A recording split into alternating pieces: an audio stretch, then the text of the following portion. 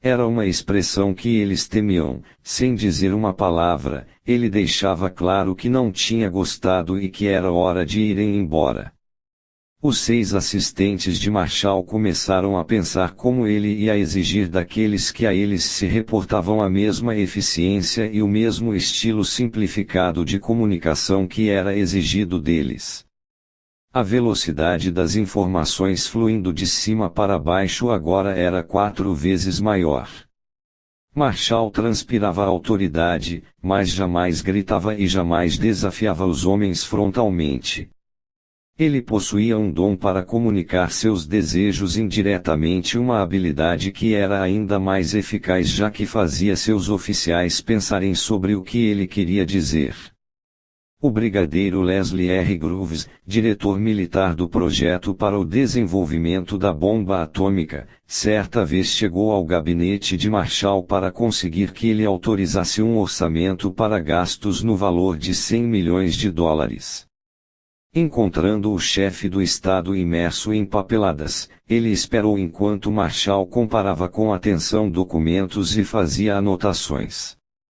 Finalmente, Marshall descansou a caneta, examinou o pedido de $100 milhões, assinou e devolveu a Groves sem uma palavra. O brigadeiro agradeceu e estava se virando para sair quando Marshall finalmente falou: "Talvez esteja interessado em saber o que eu estava fazendo." Estava preenchendo um cheque de US cifrão 3,52 para as sementes de grama de meu quintal. As milhares de pessoas que trabalharam como subordinadas de Marshall, seja no departamento de guerra ou no exterior no campo de batalha, não precisavam vê-lo pessoalmente para sentir sua presença. Elas a percebiam nos relatórios concisos, mas perspicazes, que seus assistentes lhes entregavam, na velocidade de suas respostas a perguntas e requisições, na eficiência do departamento e no espírito de equipe.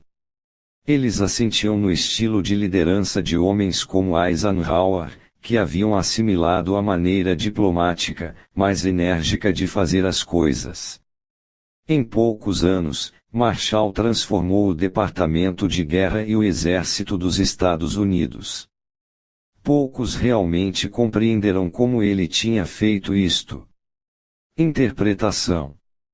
Quando Marshall se tornou chefe do Estado-Maior, sabia que teria de se conter.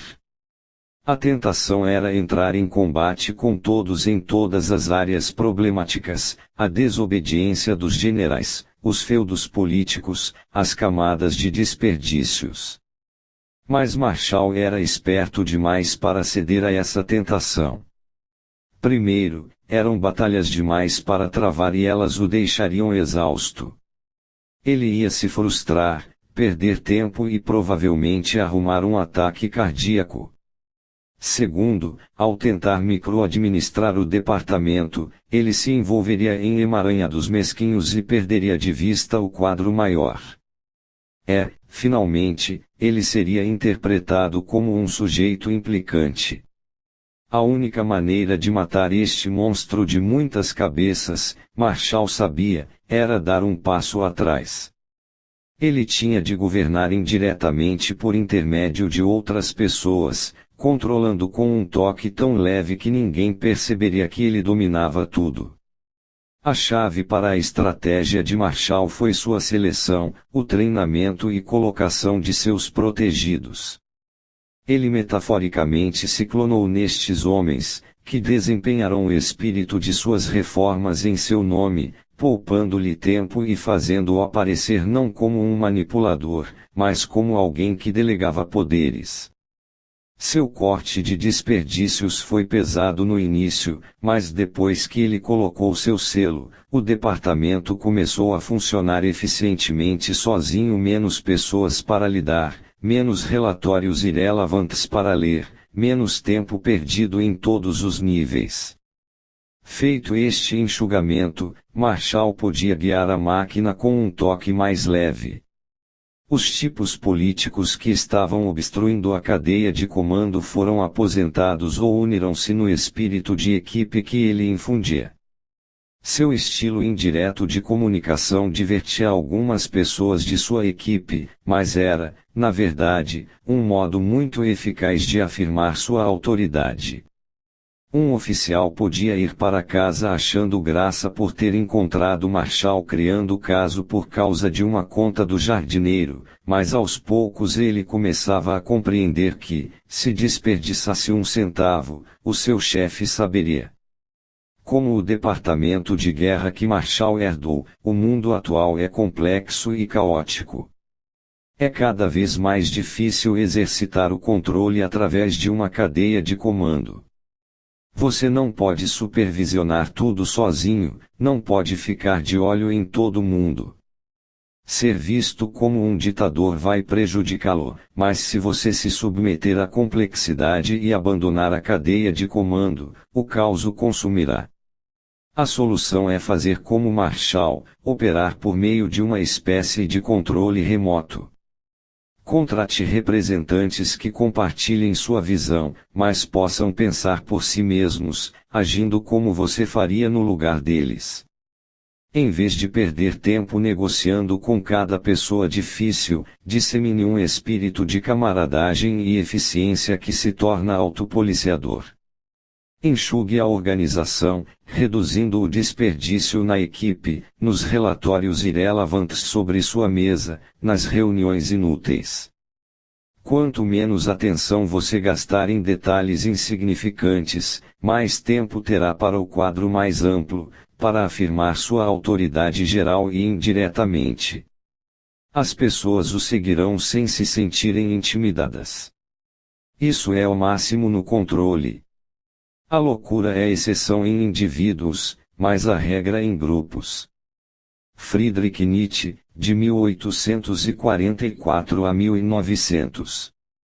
Chaves para a guerra. Agora, mais do que nunca, a boa liderança requer um toque hábil e sutil. A razão é simples, estamos desconfiando mais da autoridade. Ao mesmo tempo, quase todos nós nos imaginamos como autoridades por nossa própria conta oficiais, e não soldados raços. Sentindo necessidade de autoafirmação, as pessoas hoje colocam os próprios interesses antes dos da equipe. A unidade de grupo é frágil e pode facilmente se romper.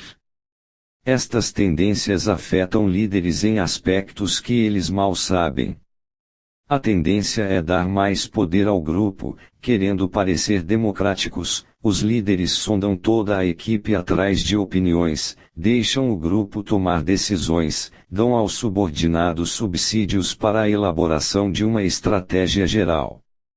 Sem perceber, estes líderes estão deixando a política do dia seduzi-los para transgredir uma das regras mais importantes da guerra e da liderança, a unidade de comando. Antes que seja tarde, aprenda as lições de guerra. Liderança dividida é receita para desastre, a causa das maiores derrotas militares da história.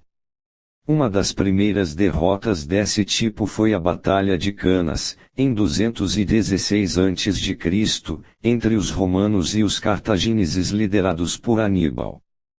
Os romanos eram 2 vezes mais numerosos do que os cartagineses, mas foram virtualmente aniquilados em um cerco estratégico executado à perfeição. Aníbal, é claro, era um gênio militar, mas com os romanos ficou uma boa parte da culpa por sua própria derrota. Eles tinham um sistema de comando falho, com 2 tribunos dividindo a liderança do exército. Discordando sobre como combater Aníbal, estes homens lutaram um contra o outro tanto quanto lutaram contra ele e confundiram tudo. Quase 2000 anos depois, Frederico, o Grande, rei da Prússia e líder de seu exército, venceu e sobreviveu às 5 grandes potências alinhadas contra ele na Guerra dos 7 Anos, em parte porque tomava decisões muito mais rápido do que os generais da aliança, que tinham de se consultar a cada movimento que faziam. Na Segunda Guerra Mundial, o general Marshall estava consciente dos perigos da liderança compartilhada e insistiu para que um supremo comandante liderasse os exércitos aliados. Sem sua vitória nesta batalha, Eisenhower não teria tido sucesso na Europa. Na Guerra do Vietnã, a unidade de comando desfrutada pelo general norte-vietnamita Viô Nguyen lhe deu uma tremenda vantagem sobre os americanos, cuja estratégia foi traçada por uma multidão de políticos e generais. A liderança compartilhada é perigosa porque pessoas em grupos, com frequência, pensam e agem de maneira ilógica e ineficaz. Chame isso de pensamento de grupo. Pessoas em grupos são políticas, elas dizem e fazem coisas que creem melhorar sua imagem perante o grupo. Elas querem agradar os outros, se autopromover, em vez de ver as coisas de forma desapaixonada. Onde um indivíduo pode ser corajoso e criativo, um grupo frequentemente fica com medo de arriscar. A necessidade de chegar a um acordo entre tantos egos diferentes mata a criatividade. O grupo possui uma mente própria. E essa mente é prudente, lenta para tomar decisões, sem imaginação e, às vezes, completamente irracional. Este é o jogo que você deve fazer, faça o possível para preservar a unidade de comando. Mantenha as cordas a serem puxadas nas mãos, a visão estratégica abrangente deve vir de você e apenas de você. Ao mesmo tempo, oculte suas pistas. Trabalhe nos bastidores, faça o grupo se sentir participando de suas decisões. Busque o conselho deles, incorporando suas boas ideias, polidamente recusando as ruins. Se necessário, faça pequenas mudanças estratégicas cosméticas para acalmar os animais políticos inseguros no grupo, mas basicamente confie em sua própria visão. Lembre-se do perigo da tomada de decisão em grupo. A primeira regra da boa liderança é jamais renunciar à sua unidade de comando. Controle é um fenômeno difícil de alcançar. Muitas vezes, quanto mais você puxa as pessoas, menos controle tem sobre elas. Liderança é mais do que apenas berrar ordens, é preciso sutileza. No início de sua carreira, o grande diretor de cinema sueco Ingmar Bergman costumava se sentir atolado em frustração. Ele tinha visões dos filmes que desejava fazer, mas o trabalho de diretor era tão oneroso e a pressão tão grande que ele descontava em seu elenco e sua equipe, berrando ordens e atacando-os por não lhes darem o que ele queria. Alguns ficavam cozinhando ressentimentos por seu estilo ditatorial, outros se tornavam automatos obedientes. Em quase todos os novos filmes, Bergman tinha de começar tudo outra vez com um novo elenco e nova equipe, o que só piorava as coisas. Mas ele acabou montando um time dos melhores cinegrafistas, editores, diretores de arte e atores na Suécia, gente que compartilhava os seus altos padrões e em quem confiava. Isso lhe permitiu afrouxar as rédeas de comando. Com atores como Max von Sydow, ele podia apenas sugerir o que tinha em mente e observar o grande ator dar vida às suas ideias. O controle maior agora vinha das rédeas soltas. Um passo crítico ao se criar uma cadeia de comando eficiente é montar uma equipe qualificada que compartilhe suas metas e valores.